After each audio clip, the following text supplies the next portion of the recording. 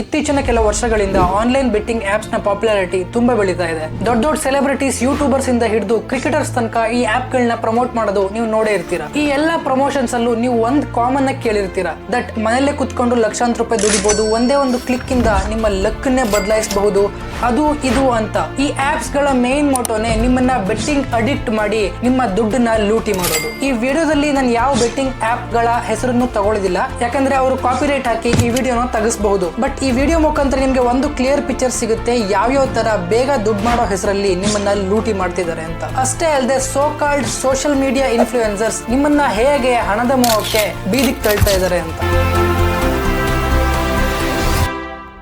ಇಷ್ಟೆಲ್ಲ ಜನರಿಗೆ ತೊಂದರೆ ಆಗ್ತಿದ್ದು, ಜನ ದಿವಾಳಿ ಆಗ್ತಿದ್ರು, ಗೌರ್ಮೆಂಟ್ ಹೇಗೆ ಇದನ್ನ ಲೀಗಲೈಸ್ ಮಾಡುತ್ತೆ? ಇದೆಲ್ಲ ಶುರುವಾಗಿದ್ದು ಬ್ರಿಟಿಷರ್ಸ್ ಟೈಮ್ ಇಂದ. ಇನ್ ದ ಇಯರ್ 1777 ಅಲ್ಲಿ ಬ್ರಿಟಿಷರ್ಸ್ ಫಸ್ಟ್ ಹಾರ್ಸ್ ರೇಸಿಂಗ್ ನ ಶುರು ಮಾಡ್ತಾರೆ, ಕ್ರಿಕೆಟ್ ಇಂಟ್ರೊಡ್ಯೂಸ್ ಮಾಡ್ತಾರೆ ಅಂಡ್ ಜನಗಳು ಇದೇ ಗೇಮ್ ಮೇಲೆ ಬೆಟ್ಟಿಂಗ್ ಹಾಕೋಕೆ ಶುರು ಮಾಡ್ತಾರೆ. ಇದರಿಂದನೇ ಗ್ಯಾಂಬ್ಲಿಂಗ್ ಹೌಸಸ್ ಆಗುತ್ತೆ. ಅಂಡ್ ಇದೇ ಗ್ಯಾಂಬ್ಲಿಂಗ್ ಹೌಸಸ್ ಇಂದ ಯಾವಾಗ ತುಂಬಾ ಜಗಳ ಅಂಡ್ ಮರ್ಡರ್ಸ್ ಆಗೋಕೆ ಶುರು ಆಗುತ್ತೋ ಅವಾಗ ಬ್ರಿಟಿಷರ್ಸ್ಗೆ ಕ್ರೈಮ್ ನ ಕಂಟ್ರೋಲ್ ಮಾಡಕ್ಕೆ ತುಂಬಾ ಕಷ್ಟ ಆಗುತ್ತೆ. ಅವಾಗ ಏನ್ ಮಾಡ್ತಾರೆ, 25th ಜನವರಿ 1867 ಅಲ್ಲಿ ಒಂದು ಆಕ್ಟ್ ನ ಪಾಸ್ ಮಾಡ್ತಾರೆ. ಅದರ ಹೆಸರು ದ ಪಬ್ಲಿಕ್ ಗ್ಯಾಂಬ್ಲಿಂಗ್ ಆಕ್ಟ್. ಈ ಕಾನೂನ್ನ 1867 ಅಲ್ಲಿ ಏನಕ್ಕೆ ತಂದ್ರು ಅಂತಂದ್ರೆ ಗ್ಯಾಂಬ್ಲಿಂಗ್ ಹೌಸಸ್ ನ ಬ್ಯಾನ್ ಮಾಡೋದಕ್ಕೆ, ಸೊ ದಟ್ ಜನರು ಪಬ್ಲಿಕ್ ಪ್ಲೇಸಸ್ ಅಲ್ಲಿ ಮತ್ತೆ ಗ್ಯಾಂಬ್ಲಿಂಗ್ ಹೌಸಸ್ ಅಲ್ಲಿ ಬೆಟ್ಟಿಂಗ್ ಆಡಬಾರ್ದು ಅಂತ. ಆ ಟೈಮ್ ಅಲ್ಲಿ ಆನ್ಲೈನ್ ಗೇಮ್ಸ್ ಆಗಿರ್ಬೋದು, ಮೊಬೈಲ್ಸ್ ಆಗಿರ್ಬೋದು ಇರಲೇ ಇಲ್ಲ. ಹಾಗಾಗಿ ಈ ಆಕ್ಟ್ ಅಲ್ಲಿ ಅದ್ರ ಬಗ್ಗೆ ಏನು ಮೆನ್ಷನ್ ಮಾಡಿಲ್ಲ. ಈ ಆಕ್ಟ್ ನ 12th and 18th ಸೆಕ್ಷನ್ ಅಲ್ಲಿ ಏನ್ ಹೇಳುತ್ತೆ ಅಂತಂದ್ರೆ ಬೆಟ್ಟಿಂಗ್ ಆಡೋದು illegal where game of chance ಇರುತ್ತೆ, ಇದನ್ನ ಆಡೋ ಹಾಗೆ ಇಲ್ಲ, ವೇರ್ ಸ್ಕಿಲ್ ಬೇಸ್ಡ್ ಗೇಮ್ಸ್ ಅನ್ನ ಬೇಕಾದ್ರೆ ಆಡಬಹುದು ಅಂತ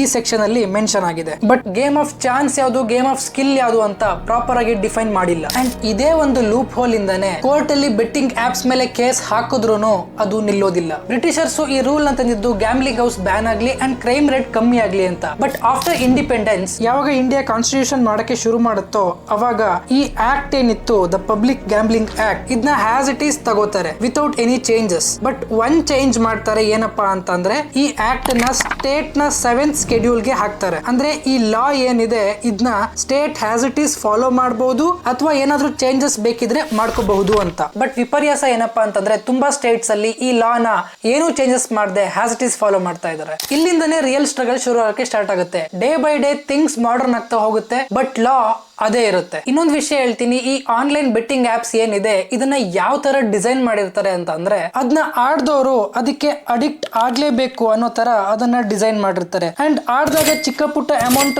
ಕೂಡ ಗೆಲ್ತಾರೆ. ಇದರಿಂದ ಏನನ್ಸುತ್ತೆ, ಇದು ಜೆನ್ಯೂನ್ ಅಂಡ್ ನಾನು ಬೇಗ ದುಡ್ಡು ಮಾಡಬಹುದು ಅಂತ ಅನ್ಸುತ್ತೆ. ಬಟ್ ಈಗ ಇರೋ ಟೆಕ್ನಾಲಜಿಯಲ್ಲಿ ಆಪ್ಸ್ ಅನ್ನ ಮ್ಯಾಕ್ಸಿಮಮ್ ಪ್ರಾಫಿಟ್ ಕೊಡೋ ತರನೇ ಅದನ್ನ ಪ್ರೋಗ್ರಾಮ್ ಮಾಡಿರ್ತಾರೆ. ಇದಲ್ಲದೆ ಇನ್ 2015 ಲಾ ಕಮಿಷನ್ ಒಂದು ರಿಪೋರ್ಟ್ ನ ರಿಲೀಸ್ ಮಾಡುತ್ತೆ to regulate and legalise the betting apps. ಅದ್ರಲ್ಲಿ ಹೇಳಿದ್ದಾರೆ ಇದನ್ನ ಲೀಗಲೈಸ್ ಮಾಡೋದ್ರಿಂದ ಗವರ್ಮೆಂಟ್ ಗೆ ರೆವಿನ್ಯೂ ಅಂಡ್ ಜಾಬ್ಸ್ ಕ್ರಿಯೇಟ್ ಆಗುತ್ತೆ ಅಂಡ್ ಬ್ಲಾಕ್ ಮಾರ್ಕೆಟ್ ಆಕ್ಟಿವಿಟೀಸ್ ಕಮ್ಮಿ ಆಗುತ್ತೆ ಅಂತ. ಆದ್ರೆ ಇದರಿಂದ ಆಗೋ ಅನಾಹುತ ಇದಕ್ಕಿಂತ ಭಯಾನಕವಾಗಿರುತ್ತೆ ಅಂತ ಗವರ್ಮೆಂಟ್ ಗೆ ಗೊತ್ತಿರಲಿಲ್ಲ ಅನ್ಸುತ್ತೆ. 12 ವರ್ಷದ ಹುಡುಗ ಸೂಸೈಡ್ ಮಾಡ್ಕೋತಾನೆ ಬಿಕಾಸ್ ಅವ್ರ ಮದರ್ ಅಕೌಂಟ್ ಇಂದ 40,000 ವಿಡ್ರಾ ಮಾಡಿ ಬೆಟ್ಟಿಂಗ್ ಆಪ್ ಆಡಿ ಅದರಲ್ಲಿ ಸೋತಿರ್ತಾನೆ ಅಂತ. ಹೈದರಾಬಾದ್ ನ ಒಂದು ಇಂಜಿನಿಯರಿಂಗ್ ಸ್ಟೂಡೆಂಟ್ ಸೂಸೈಡ್ ಮಾಡ್ಕೋತಾನೆ ಬೆಟ್ಟಿಂಗ್ ಆಪ್ಸ್ ಅಲ್ಲಿ ದುಡ್ಡನ್ನ ಕಳ್ಕೊಂಡೆ ಅಂತ. ಹೀಗೆ ಎಷ್ಟೋ ಜನ ಈ ಬೆಟ್ಟಿಂಗ್ ಆಪ್ಸ್ ಗೆ ದುಡ್ಡು ಹಾಕಿ ದುಡ್ಡನ್ನ ಕಳ್ಕೊಂಡು ಬೀದಿಗೆ ಬಂದಿದ್ದಾರೆ. ಇದೆಲ್ಲದಕ್ಕೂ ಗವರ್ಮೆಂಟ್ ಮಾತ್ರ ಕಾರಣ ಅಲ್ಲ, so called social media influencers and celebrities ಕೂಡ ಕಾರಣನೇ. ಗ್ರೋಯಿಂಗ್ ಸೋಷಿಯಲ್ ಮೀಡಿಯಾ ಪ್ಲಾಟ್ಫಾರ್ಮ್ಸ್ ಇಂದ ರೀಸೆಂಟ್ ಇಯರ್ಸ್ ಅಲ್ಲಿ ತುಂಬಾ ಜನ ಇನ್ಫ್ಲೂಯೆನ್ಸರ್ಸ್ ಬಂದಿದ್ದಾರೆ. ದುಡ್ಡಿಗೋಸ್ಕರ ಅವ್ರು ಈ ಆಪ್ಸ್ ಗಳನ್ನ ಯೂಸ್ ಮಾಡದೇ ಇದ್ರು ನಾನು ಈ ಆಪ್ಸ್ ನ ಯೂಸ್ ಮಾಡಿ ಅಷ್ಟು ಹಣ ಸಂಪಾದಿಸಿದೆ, ಇಷ್ಟು ಹಣ ಸಂಪಾದಿಸಿದೆ ಅಂತ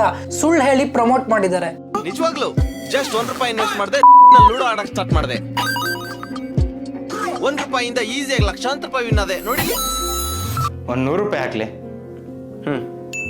₹100 ಕೇಳಿದೆ, ₹20,000 ಯಾಕೆ ಆಗ್ದಿಲ್ಲ? ಬಾಯಲ್ಲಿ ತೋರಿಸ್ತೀನಿ.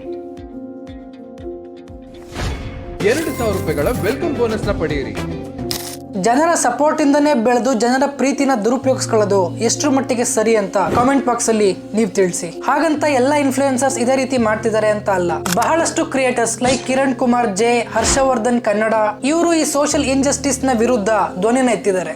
ದೊಡ್ಡ ಕ್ರಿಯೇಟರ್ಸ್ ಮೆಸೇಜ್ ಮಾಡಿದ್ರು ನಾವ್ ಇನ್ ಮುಂದೆ ಬೆಟ್ಟಿಂಗ್ ಆಪ್ ಪ್ರಮೋಷನ್ ಮಾಡೋದಿಲ್ಲ ಅಂತ. ತುಂಬಾ ಥ್ಯಾಂಕ್ಸ್. ಇನ್ನು ಕೆಲವು ಕ್ರಿಯೇಟರ್ಸ್ ಎಷ್ಟು ಉಗಿದ್ರೂ ಕೂಡ ಮಾಡಿ ಆ ಬೆಟ್ಟಿಂಗ್ ಆಪ್ ಪ್ರಮೋಷನ್ ಮಾಡೋ ಬದಲು ಅಂದ್ರೂ ಕೂಡ ಅವ್ರು ಮಾಡ್ತಾನೆ ಇದ್ದಾರೆ.